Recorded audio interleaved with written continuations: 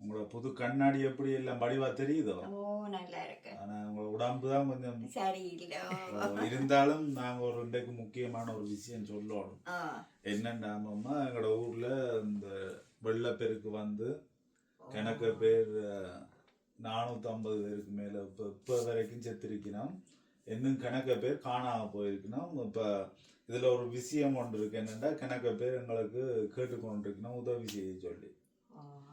இப்ப நாங்கள் வந்து இப்ப நானும் அம்மம்மாவும் சேர்ந்து இப்போ ஒரு 50 குடும்பத்துக்கு நாங்கள் எங்களால முடிஞ்சது ஒருவேளை சாப்பாடு மட்டும்தான் 5 நாளைக்கு மட்டும்தான் நாங்கள் எங்களால செய்ய முடியும். அதை நாங்கள் அங்க இருக்கிற ஆட்களுக்கு காசு அனுப்பித்தான் நாங்க செய்யறோம். இப்ப கணக்க பேர் இப்ப எங்களுக்கு காசு தந்தா கூட நாங்க செய்ய மாட்டோம். ஏனென்றா எங்களுக்கு அதுல நேரடி தொடர்புகள் இல்லாம இருக்கு. இப்ப யாரும் உதவி செய்யற ஆக்கலன்னா நீங்கள் அங்க காசு அனுப்பி நீங்க நேர செய்யலாம். எங்களால செய்ய முடிஞ்ச உதவி அவ்வளவுதான். இப்போதைக்கு எங்களால செய்யலாம்.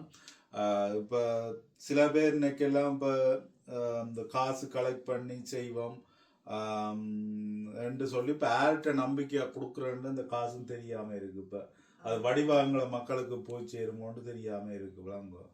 ஆனா இப்ப இன வேதம் இந்த டைம் தான் உதவி செய்யணும். இப்ப நாட்டுல போர் முடிஞ்சு இப்ப இலங்கை ராணுவம் எங்களை மக்களை கொள்றதுக்காண்டி தான் கணக்க வேலைப்பாடு செய்தது. ஆனா இப்பதான் இலங்கை ராணுவம் மக்களை காப்பாத்துறதுக்கான வேலைப்பாடுகள் செய்து கொண்டிருக்கு. இது இருந்தாலும் அவைகளுக்கும் ஒரு பாராட்ட தெரிவிக்கத்தான் வேணும் இந்த நேரத்துல விளங்குவது. ஆனா இருந்தாலும் இப்ப எங்கடக்கு நடந்தது எல்லாத்தையும் மறந்து நாங்கள் இப்ப இலங்கை அரசாங்கத்துக்கு இந்த நேரம் தான் ஒரு இனப்பேரிடர நேரத்துல நாங்க உதவி செய்யணும்.